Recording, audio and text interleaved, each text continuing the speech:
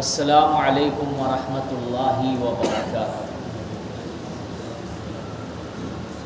الحمد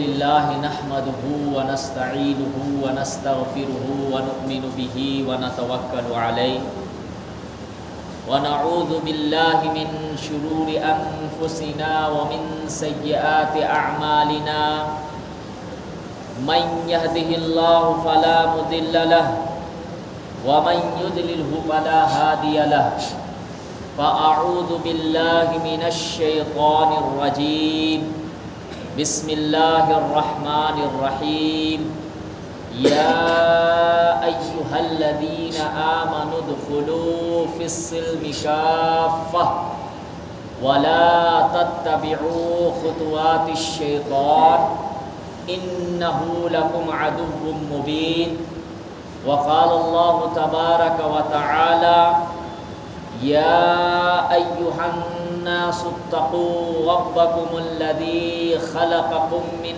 نفس واحدة وخلق منها زوجها وبث منهما رجالا كثيرا ونساء واتقوا الله الذي تساءلون به والأرحام إن الله كان عليكم رقيبا، آمنت بالله صدق الله مولانا العظيم وصدق رسوله النبي الكريم ونحن على ذلك لمن الشاهدين والشاكرين والحمد لله رب العالمين۔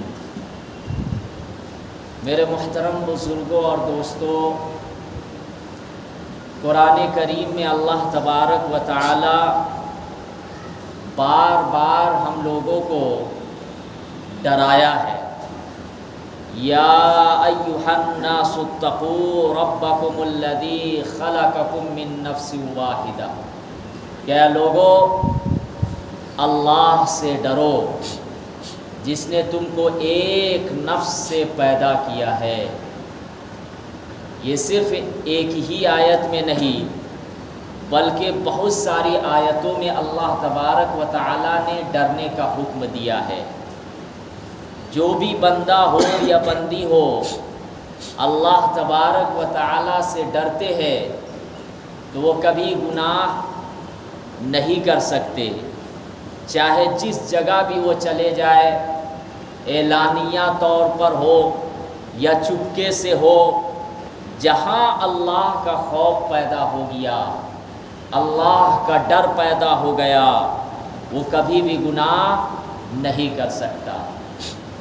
ابھی آپ حضرات غور کیجئے کہ رمضان المبارک کے مہینے میں مسجدوں کے اندر کس طریقے سے رونق تھی، مسجدوں میں کس طرح لوگوں کا آمد و رفت تھا، مسجدوں کے اندر آ کر کس طریقے سے ذکر و اذکار میں مشغول تھے، قرآن کی تلاوت کیا کرتے تھے۔ لیکن افسوس کی بات ہے، صد افسوس، کہ جیسے ہی رمضان ختم ہوا فرض نماز بھی لوگ چھوڑ دے رہے۔ یہ بہت افسوس کی بات ہے۔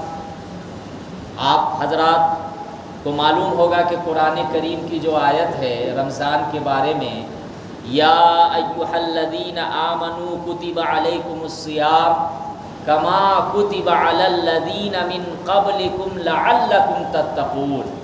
اس میں آخر میں اللہ تعالیٰ نے کیا فرمایا کہ رمضان میں جو روزہ رکھتے ہیں، تراویح کی نماز ادا کرتے ہیں، ذکر و اذکار کرتے ہیں، تو اس کے اندر تقوی پیدا ہو جاتا ہے، پرہیزگاری آ جاتی ہے۔ لیکن ایسا کیوں ہو رہا ہے کہ رمضان المبارک میں تو خوب اہتمام سے لوگ فرض نماز کو بھی پابندی سے پڑھتے ہیں، وقت پر پڑھتے ہیں، اسی طریقے سے قرآن کی تلاوت کرتے ہیں، ذکر و اذکار کثرت سے کرتے ہیں، لیکن جیسے ہی رمضان ختم ہوتا ہے تو مسجدوں کو کیوں ویران چھوڑ دیتے ہیں؟ اس کا مطلب یہ ہے کہ انہوں نے رمضان کی اس طریقے سے قدر نہیں کی جس طریقے سے ان کو قدر کرنی چاہیے، جس طریقے سے ان کو قدر کرنی چاہیے تھی۔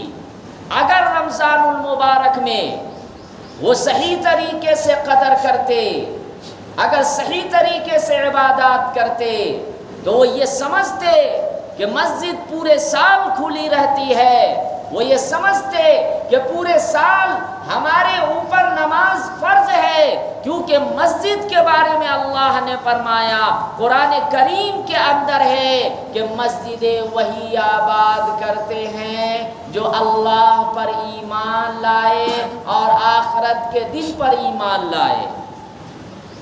جب اللہ پر ہم لوگ ایمان لائے ہیں، جب ہم یہ تسلیم کر رہے ہیں کہ ایک دن اللہ کے سامنے ہمیں کھڑے ہونا ہے، جب ہم یہ تسلیم کر رہے ہیں کہ ہماری زندگی اللہ کی امانت ہے، ایک ایک ساتھ ایک ایک دن کا ہمیں حساب دینا ہے اور اللہ کے سامنے ہماری ہر چیز کی پوچھ ہوگی کہ تم نے اپنی جوانی کو کہاں گوا دی۔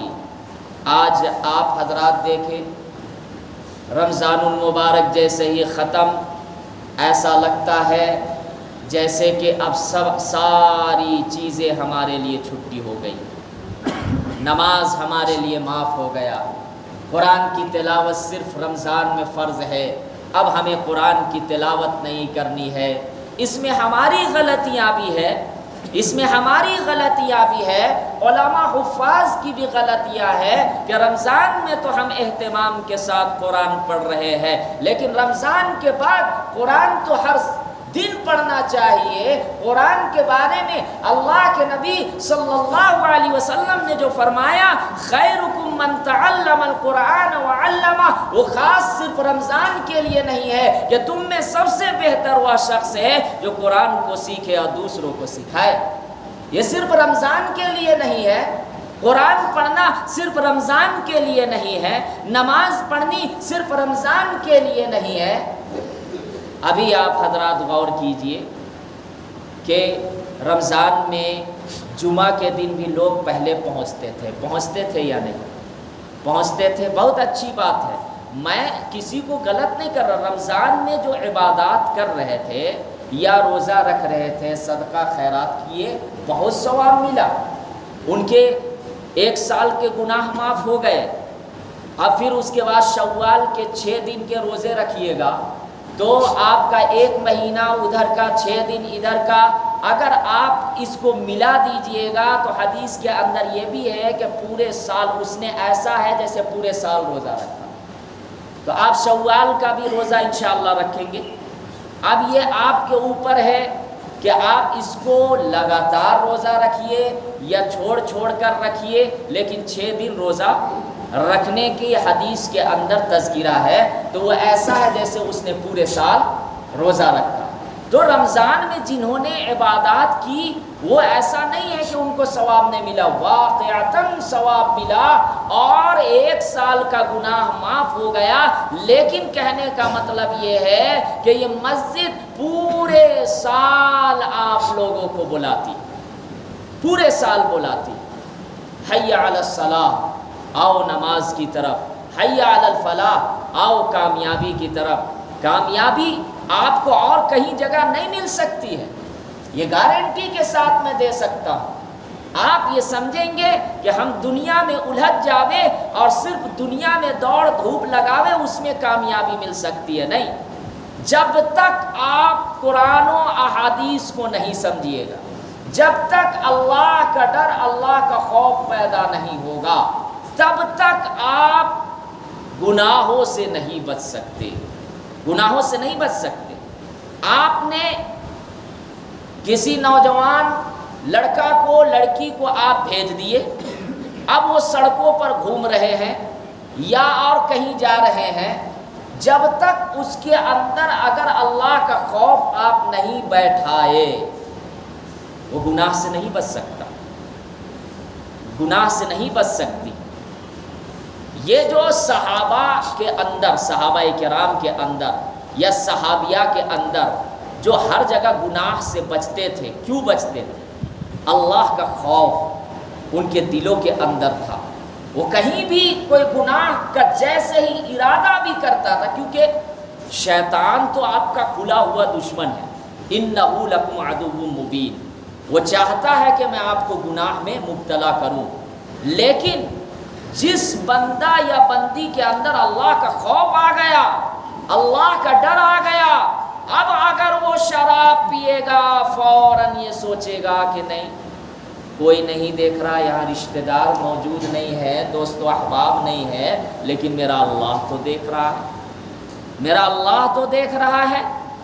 آپ رشوت لے رہے ہیں، رشوت، کہ کوئی آدمی آپ کو کہا کہ بھائی میں آپ کو اتنا پیسہ دیتا ہوں، آپ اس کو پھنسائیے، آپ اس کو جیل کے اندر بند کروا دیجئے، آپ رشوت لے رہے ہیں، آپ سوچ رہے ہیں کہ کوئی میرے دائیں بائیں آگے پیچھے نہیں ہے، لیکن اللہ آپ کو دیکھ رہا ہے۔ اگر اللہ کا خوف آ گیا آپ رشوت لینے سے بچ جائیں گے کہ نہیں کوئی نہیں دیکھ رہا، لیکن کل قیامت کے میدان میں اللہ ہم سے پوچھے گا فَمَن يَعْمَلْ مِثْقَالَ ذَرَّةٍ خَيْرًا يَرَهُ وَمَن يَعْمَلْ مِثْقَالَ ذَرَّةٍ شَرًّا يَرَهُ۔ اگر آپ نے ذرہ برابر بھی نیکی کی ہوگی، کل قیامت کے میدان میں اس کا بھی حساب ہوگا۔ اگر آپ نے ذرہ برابر بھی برائی کی ہوگی، اس کا بھی کل قیامت میں حساب دینا ہوگا۔ آپ دینداری لوگوں کو آپ نہیں دے رہے ہیں، قرآن و احادیث کی تعلیمات آپ نہیں دے رہے ہیں، اور آپ یہ سمجھ رہے ہیں کہ ہمارے معاشرے میں تبدیلی آ جائے گی، نہیں آ سکتی۔ جب تک اللہ کا خوف اور جب تک قرآن و احادیث کی تعلیمات ان کے اندر نہیں دیجیے گا، معاشرے کے اندر برائیاں ختم نہیں ہو سکتی۔ آپ دیکھیں کہ ہم لوگ کیا کرتے ہیں کہ نکاح کے لیے والدین اپنی اولاد کے ذہن میں یہ بات ڈالتے ہیں کہ نہیں، ابھی نکاح نہیں کرنا ہے، ابھی تاخیر کرو، جب وقت آئے گا، جب اپنے پیر میں کھڑا ہو جاؤ گے تب نکاح کرنا ہے۔ یہ غلط فہمی ہے۔ اس سے کیا ہوتا ہے کہ آگے چلتے چلتے جب ایک عمر پہنچ جاتی ہے اور بہت زیادہ عمر ہو جاتی ہے تو لوگ زنا میں مبتلا ہو جاتے ہیں، لوگ زنا میں مبتلا ہو جاتے ہیں، اور اس کے قصوروار والدین ہیں کہ والدین وقت پر اگر ان کو نکاح نہیں کر دیا، وہ کسی نہ کسی ذریعے سے وہ زنا کریں گے، اور قرآن میں کہا گیا وَلَا تَقْرَبُوا الزِّنَا، کہ زنا کے قریب مت جاؤ، زنا کے قریب نہیں جانے کا۔ اور زنا کرنا کتنا بڑا گناہ ہے آپ حضرات سوچ سکتے ہیں۔ نکاح کو ہم نے ہارڈ بنایا، باہر ملک میں کنٹری میں آپ چلے جائیے گا تو نکاح الحمدللہ بہت آسان ہے۔ ہمارے یہاں اس ملک میں ہو یا پڑوسی ملک میں، جہاں کوئی لڑکا نکاح کا پیغام لے کر جاتا ہے، ان کے والدین کے ہاتھ میں ایک لسٹ ہوتی ہے۔ کیا ہوتی ہے؟ ایک لسٹ، مجھے جہیز میں یہ چیز چاہیے، مجھے یہ چیز چاہیے، وہ ڈیمانڈ کرتا ہے۔ حالانکہ یہاں دیکھیے کہ لڑکی اخلاق والی ہے، دیندار ہے، نماز کی پابندی بھی کر رہی ہے، غریب، صرف قصور کیا ہے؟ غریب گھرانے سے۔ قصور کیا ہے؟ غریب گھرانے سے ہے۔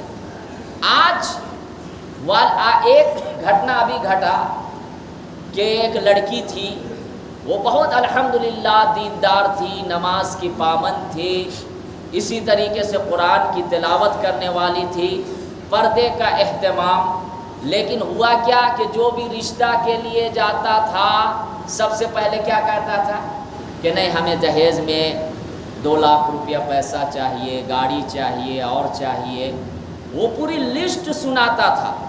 ان کے جو والدین تھے وہ مایوس ہو جاتے تھے، بھائی جب پیسہ نہیں رہے گا، ان کے پاس کچھ نہیں ہے تو وہ کہاں سے دیں گے، رشتہ ختم۔ اسی طریقے سے 8 رشتے آئے، لڑکا کو بھی پسند آیا، لڑکی کو بھی پسند آیا، لیکن یہاں جو والدین لڑکے کے بیٹھے اور جو اپنی لسٹ سنائے کہ یہ چاہیے، وہیں پر رشتہ ختم ہو گئے۔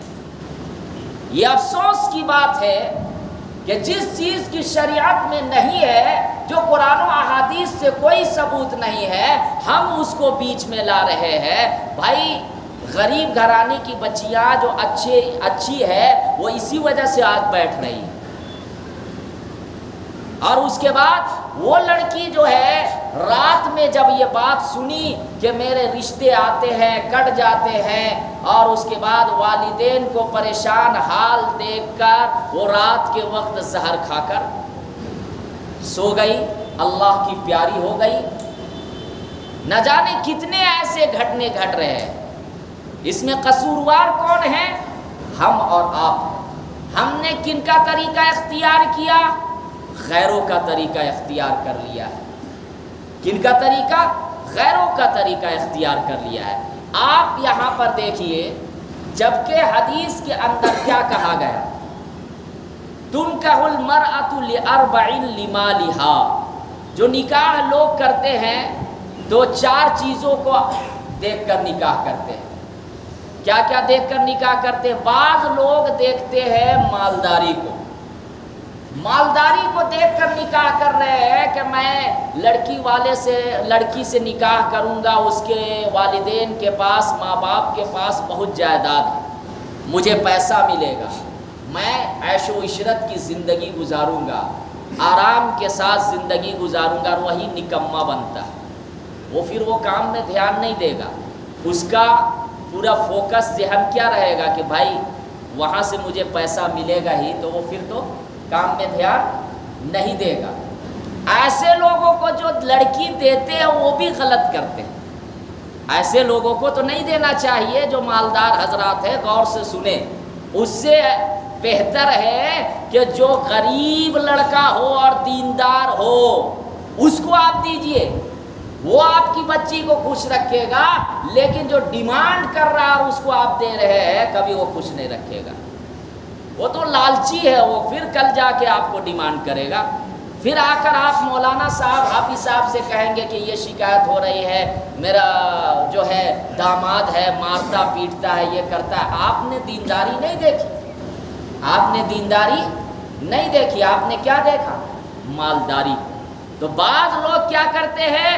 مالداری کو دیکھ کر نکاح کرتے ہیں، جو کہ غلط ہے۔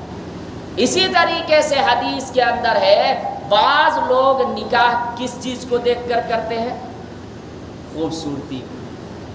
خوبصورتی، بس چہرہ دیکھے۔ بھائی چہرہ کوئی معنی تھوڑی رکھتا ہے، اندر کیا چیز صحیح ہونا چاہیے، اخلاق صحیح ہونا چاہیے۔ کیا ہے؟ اخلاق۔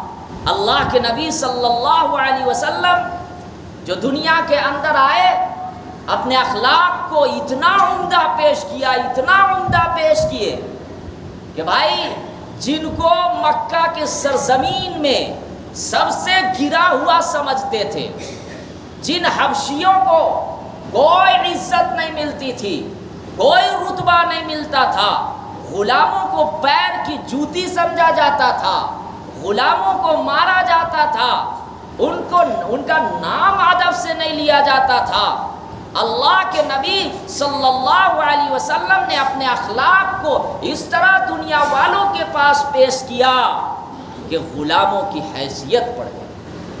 حضرت بلال حبشی دیکھے گورے نہیں ہیں، مالدار نہیں تھے، حضرت بلال حبشی رضی اللہ تعالیٰ عنہ کے ہونٹ موٹے موٹے، دکھنے میں بالکل ڈراونے، لیکن حضرت بلال حبشی رضی اللہ تعالیٰ عنہ کو اللہ کے نبی صلی اللہ علیہ وسلم نے کیا فرمایا کہ اذان تم دو۔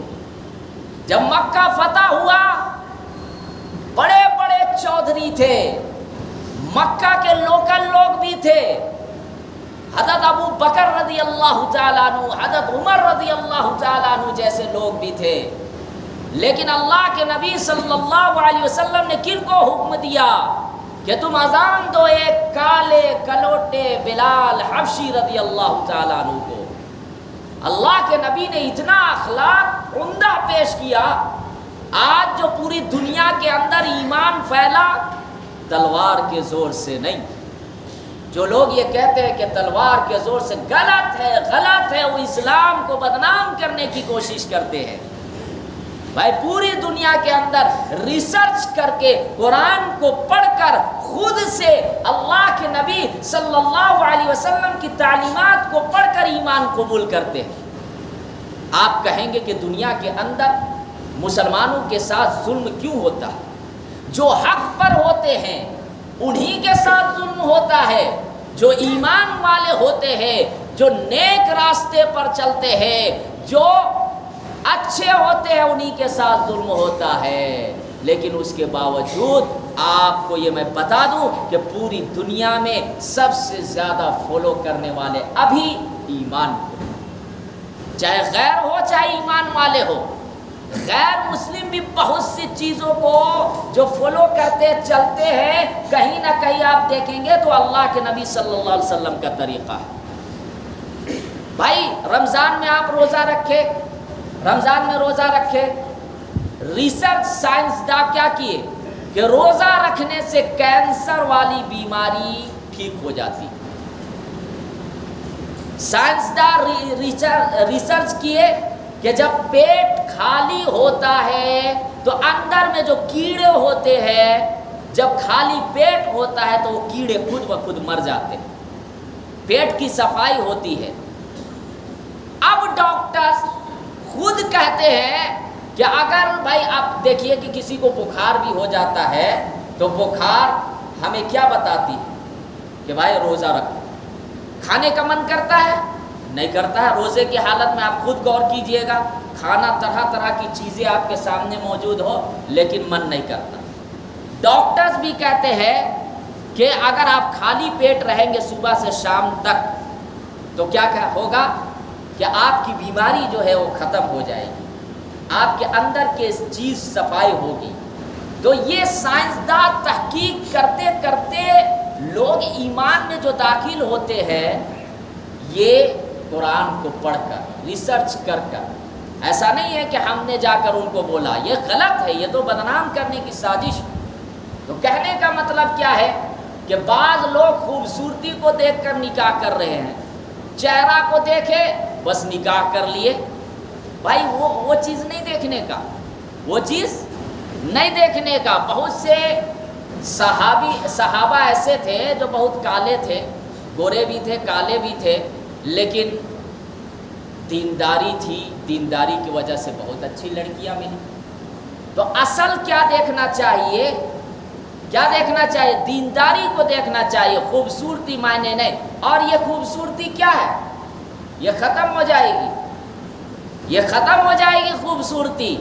ہم تکبر اگر کر رہے ہیں اپنے حسن پر، اپنے چہرے پر، اپنی باڈی پر، یہ کب تک؟ صرف 40 سے 45 سال تک۔ اس کے بعد جب بوڑھے ہو جائیں گے یا بوڑھی ہو جائیں گی تو اس کے بعد کوئی دیکھنا گوارا نہیں کرے گا۔ اس وقت اللہ یاد آئے گی کہ چلو مسجد، اس وقت چلو مسجد، چلو قرآن پڑھتے ہیں۔ اب وقت آخری مرحلہ آ گیا۔ جوانی کی عبادت کہاں چلی گئی؟ جبکہ اللہ کو سب سے زیادہ پسند ہے کہ جوانی میں عبادت کرو، اللہ کے عرش کے سائے میں جگہ ملیں گی۔ آپ کے اندر طاقت ہے، قوت ہے کہ میں گناہ کرنے کی، سب کچھ کی آپ کے اندر طاقت ہے، خواہش ہے، لیکن خدا کی قسم اللہ کے ڈر سے آپ اگر رک رہے ہیں تو بہت بڑے تقوی والے، بہت بڑے متقی ہیں۔ اور ایسے ہی لوگوں کے بارے میں انعام ہے، ایسے ہی لوگوں کے بارے میں کل قیامت کے میدان میں جب نفسی نفسی کا عالم ہوگا، اللہ کہے گا میرے وہ چند بندے جس کو گناہ کی دعوت مل رہی تھی، گناہ کی طاقت، خواہش، سب کچھ ہونے کے باوجود یہ میرے ڈر سے رک گیا تھا، ایسے لوگوں کو اللہ تعالیٰ بلائیں گے اور سارے لوگوں کو خوشخبری دے کر اللہ کے عرش کے سائے میں جگہ ملے گی۔ تیسرے ایسے لوگ ہیں جو نکاح کرتے ہیں کیا؟ برادری کو دیکھ کر، برادری، بس اونچا خاندان ہونا چاہیے، اونچا خاندان، یہ بھی معنی نہیں رکھتا۔ اللہ کے نبی صلی اللہ علیہ وسلم تو ہر برادری میں نکاح کیے، امت کو بتلانے کے لیے، اور اللہ تعالیٰ نے خود قرآن کریم میں کیا فرمایا کہ ہم نے ایک نفس سے تم کو پیدا کیا اور اسی جان سے جوڑے پھیلا دیے۔ اس کا مطلب کیا ہے؟ حضرت آدم ماں حوا علیہ السلام سے ہم لوگوں کو پیدا کیا گیا یا نہیں؟ اب یہ بتائیے کہ حضرت آدم علیہ السلام کون سے برادری سے؟ وہ تو نبی تھے، برادری معلوم ہے؟ نہیں معلوم۔ یہاں میں مانتا ہوں کہ برادری میں سب سے اونچے سید ہوتے، احترام کرنا چاہیے جو اصل میں سید گھرانے سے ہو۔ لیکن یاد رکھیے گا، ایک انسان سید گھرانے سے ہے لیکن وہ نماز نہیں پڑھتے، وہ روزہ نہیں رکھتے، وہ قرآن کی تلاوت نہیں کرتے، ان کا کام ہے حقہ پینا اور وہ سگریٹ دن دہاڑے۔ غلط مت لیجئے گا، میں مثال دے رہا ہوں۔ اب یہ بتائیے کہ کیا وہ جنت میں داخل ہو جائے گا؟ ذمہ داری سے بتائیے، کیا برادری کی وجہ سے وہ جنت میں داخل ہو جائیں گے؟ کبھی نہیں ہو سکتے ہیں۔ جبکہ اللہ کے نبی صلی اللہ علیہ وسلم نے بار بار حضرت فاطمہ رضی اللہ تعالی عنہا جو جنت میں عورتوں کی سردار، وہ فاطمہ جو اللہ کے نبی صلی اللہ علیہ وسلم کے جگر کے ٹکڑے، جو سب سے زیادہ اللہ کے نبی صلی اللہ علیہ وسلم حضرت فاطمہ سے محبت کرتے تھے، لیکن اس کے باوجود کہتے تھے کہ فاطمہ کل قیامت کے میدان میں تمہارا سفارش نہیں بن سکتا، تمہارے اعمال جنت میں لے جائیں گے، وہاں میں اللہ کے یہاں تمہارے بارے میں کچھ نہیں کہہ سکتا۔ حضرت عباس رضی اللہ تعالیٰ عنہ جو اللہ کے نبی صلی اللہ علیہ وسلم کے چچا، ان کو بھی کہتے تھے کہ دیکھیں جب آپ اللہ کے دربار میں پیش ہوں گے وہاں میں کچھ نہیں کر سکتا، ہاں جو حدیث کے اندر آیا ہے کہ اللہ کے نبی صلی اللہ علیہ وسلم کل قیامت کے میدان میں سفارش کریں گے، وہ اس وقت جب اللہ تبارک و تعالی ہمارے نبی کو اجازت دیں گے کہ میرے محبوب آپ سفارش کیجئے کہ کن کن امتی کو میں جنت میں داخل کر دوں، وہ اس وقت کریں گے جب ان کو اللہ کے طرف سے موقع ملے گا۔ یہ بھی حدیث ہے، سفارش کریں گے ضرور، لیکن جہاں پہ اعمال کا حساب ہوگا، حساب و کتاب کے وقت میں اللہ کے نبی صلی اللہ علیہ وسلم نہیں آئیں گے۔ اس وقت جو ہم یہاں دنیا کے اندر کیے ہوں گے وہی ہمارا کام آئے گا۔ حالانکہ سب کو معلوم ہے کہ جتنے صحابہ کرام ہیں تمام کے تمام جنتی ہے، کوئی شک بھی نہیں کر سکتا۔ حضرت فاطمہ رضی اللہ تعالیٰ عنہ کے بارے میں اگر کوئی شک کرے گا تو ایمان سے خارج ہو جائے گا، جبکہ اللہ کے نبی صلی اللہ علیہ وسلم نے خود جنت کی بشارت دے رہے۔ حضرت عباس رضی اللہ تعالیٰ عنہ خود جنتی ہے، لیکن یہ ہم لوگوں کو بتانے کے لیے میں یہ کہہ رہا تھا، اگر کوئی اونچا خاندان ہو جاوے اور دینداری نہیں ہے، تقوی نہیں ہے، ان کی زندگی وہ غیروں والی ہے، ہمیشہ کوئی نماز سے واسطہ نہیں، کوئی قرآن سے واسطہ نہیں، اگر ہم جیسے لوگ بیان بھی کریں تو کہے کہ پرانے خیالات کے لوگ ہیں، بھائی اسی پر تو آپ عمل کر لیجئے، آپ کی دنیا اور آخرت سنور جائیں گی، پرانے خیالات کے نہیں۔ یہ ہمارا کام جو ہے نا، آپ دیکھیں کہ ابھی کے سائنسداں 1450 برس پہلے جو اللہ کے نبی صلی اللہ علیہ وسلم بتائے ان کو فالو کر رہے ہیں، تو ہم فخر سے کہیں گے کہ ہم پرانے خیالات کے، ہم فخر کریں گے۔ کیوں؟ کیونکہ اللہ کے نبی کی تعلیمات جو ہے، خدا کی قسم اسی میں کامیابی ہے سارے انسانوں کے لیے کامیابی۔ آپ دیکھیں تو صحیح، ابھی کے سائنسداں کہتے ہیں کہ بیٹھ کر پانی پینے سے بہت سے بیماری سے حفاظت ہوتی، بیٹھ کر پیا کرے، 3 سانس میں پیا کرے۔ ڈاکٹرز بھی بولتے ہیں یا نہیں؟ اس لیے کہ بھائی ایک سانس سے آپ پیئیں گے، ہپ رہے ہوں گے، اچانک ہو سکتا ہے آپ کی سانس رک جانے کا خطرہ ہو یا اندر کوئی اور بیماری ہو جاوے۔ یہ ابھی کے ڈاکٹرز بول رہے ہیں، لیکن یہ بات تو اللہ کے نبی صلی اللہ علیہ وسلم 1450 برس پہلے بولے، تو ہمیں تو فخر کرنا چاہیے۔ ہم تو دنیاوی لحاظ سے دیکھتے ہیں کہ نہیں یہ جینس پھٹا ہوا ہے، یہ ہمارے لیے بہتر ہے، پھٹا ہوا بہتر ہے بھائی، ہم بال کٹا رہے ہیں اسٹائلسٹ والے، اوپر سے کچھ اور نیچے سے کچھ اور، فرشتے لعنت کرتے ہیں۔ قدرتی چیز کو آپ بگاڑ رہے ہیں، قدرتی چیز خوبصورتی بھی بگڑ جاتی ہے۔ آپ کبھی غور کیجئے گا جن کے بال جو 3 طرح کے کاٹنے کا حکم ہے جو اللہ کے نبی صلی اللہ علیہ وسلم کی تعلیمات، ایک تو ہوتا ہے قصر، یعنی بھائی بال کو آپ بالکل برابر چھوٹا چھوٹا رکھے۔ دوسرا ہوتا ہے حلق، بھائی آپ بال بالکل گنجا صاف ہو گیا۔ تیسرا ہوتا ہے سنتی، جو بال بڑا بڑا تھوڑا ہوتا ہے اس کو سنتی بولتے ہیں۔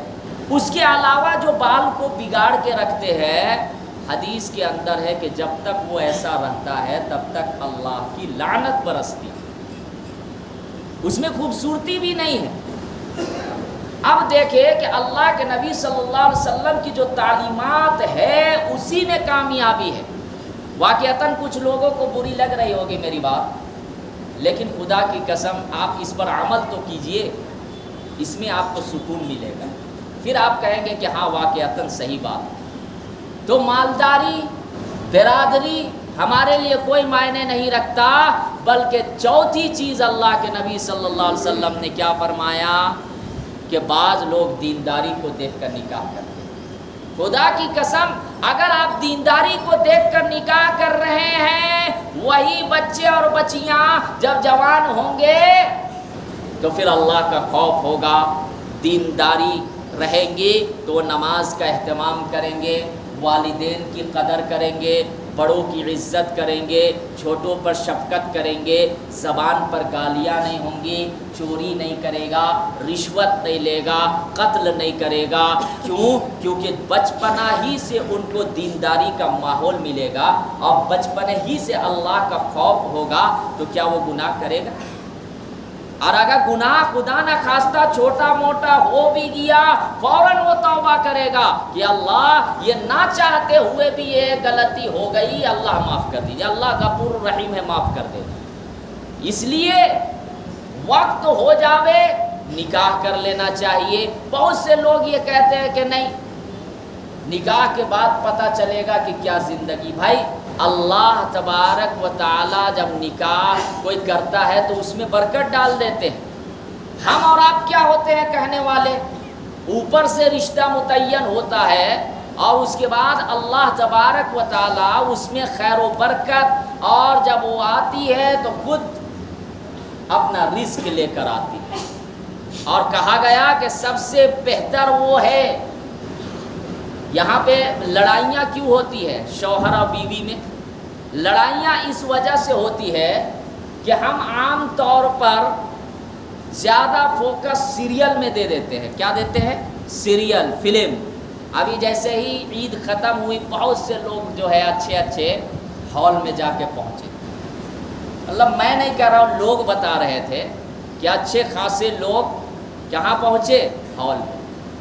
آپ پہلے سے جا کر بکنگ کر رہے ہیں، 1,000 روپیہ ہال میں دے رہے ہیں۔ امام مؤذن کے لیے کہا جاتا ہے کہ بھائی تھوڑا سا بڑھا کے دیجئے، 500 روپیہ خوش دلی سے دینے کو تیار۔ جتنے نمازی یہاں آتے ہیں یا اور جگہوں میں تراویح کی نماز ادا کرنے کے لیے، سب اگر صحیح سے دے دیں 5 ہی 100 امامت کی نیت سے، تراویح کے لیے نہیں بول رہا ہوں، مؤذن جو خدمت کرتے ہیں ان کے لیے یا اور بھی خادمین ہیں، اچھا ہوگا یا نہیں ہوگا؟ ہم وہاں دے رہے ہیں جہاں کوئی ثواب نہیں، شیطان والا کام میں دے رہے ہیں۔ وہ آپ کو کیا جنت لے جاوے گا؟ جنت لے جائے گا؟ نہیں نہ لے جائے گا۔ ہمارے لیے رویا وہ؟ آپ جائیں گے بھیڑ میں تو آپ کو ویلو بھی نہیں دے گا، آپ کی رسپیکٹ، آپ کی عزت نہیں ہوگی۔ بھائی مر مٹنا ہے تو اللہ کے نبی صلی اللہ علیہ وسلم کے لیے، جو ہمارے لیے رویا کرتے تھے، جو ہماری فکر کیا کرتے تھے، جو ہمارے بارے میں سوچا کرتے تھے۔ تو آپ دیکھیں کہ جہاں پہ ہم لوگوں کو خرچ کرنا چاہیے وہاں ہم بالکل پیچھے رہتے ہیں، بالکل پیچھے۔ اللہ ہم سب کو صحیح سمجھ عطا فرماوے، اور اللہ تعالیٰ سے دعا ہے کہ اللہ تعالیٰ ہر گھرانے میں دین کو داخل عطا فرماوے اور آپ صلی اللہ علیہ وسلم کے بتائے ہوئے طریقے پر زندگی گزارنے کی توفیق عطا فرمائے۔ وآخر الدعوانا ان الحمد للہ رب العالمین۔ جو حضرات سنت نہیں پڑھے